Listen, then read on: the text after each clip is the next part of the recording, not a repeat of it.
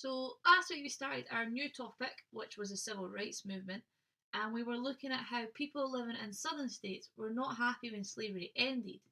So this week we're going to look at something they did to make sure that black people living in the south were not treated equally and that white people could still control them.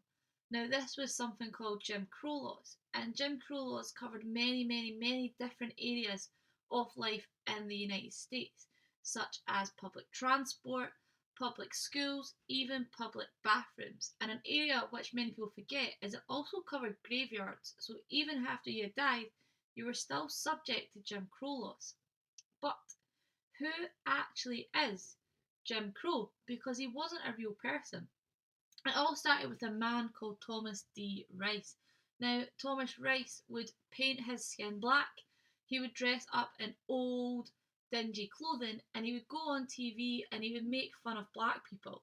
Now, this cartoon here gives you an idea of what he looked like at the time, and he's made to look scary and he's clearly making fun of what black people look like. So, when Abraham Lincoln decided to end slavery, everyone in the South who was white were not happy about the fact that black people would now be treated equally. So, they made up something instead, which was called segregation.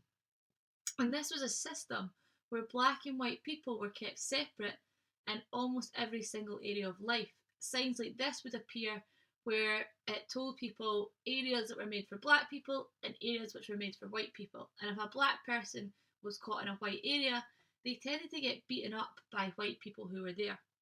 It was meant to be important that these facilities were always equal so that black people and white people were given the equal things in society.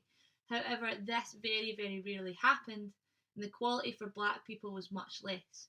But why were these things allowed to happen in the United States? Well, for a start, black people weren't given the right to vote. And if you don't have the right to vote, then you don't have the opportunity to have your say, and they also won't have anyone in government willing to fight for black people and black people's rights. People going for government were happy just to please white voters. There was, however, one way that black people get a vote, and that was through taking a very difficult test. Now, these tests were made up of questions which were difficult to answer, such as this one, which says, write down on the line provided what you read in the triangle below. Well, the triangle says Paris in the spring. But if you wrote Paris in the spring, you were wrong. They wanted you to write what you read in the triangle below on the line. Furthermore, there was 30 of these questions. You only got 10 minutes to answer them, which meant that you got roughly 20 seconds per question, which would make it very difficult. So this week for your task, in the files folder, you will find a document which looks like this. It has 10 different Jim Crow laws on it. I would like you to read through all the Jim Crow laws, number them 1 to 9, and you should also find this shape attached as well. You're going to write the Jim Crow law which you think is the worst one right at the top, all the way down to the one you think, that's not too bad, at the bottom. Once you've done that, please add in a little sentence explaining why you think the one you have put is the worst at the top. Now you can email this back to me, or you can also contact me on Instagram if you're having any difficulties.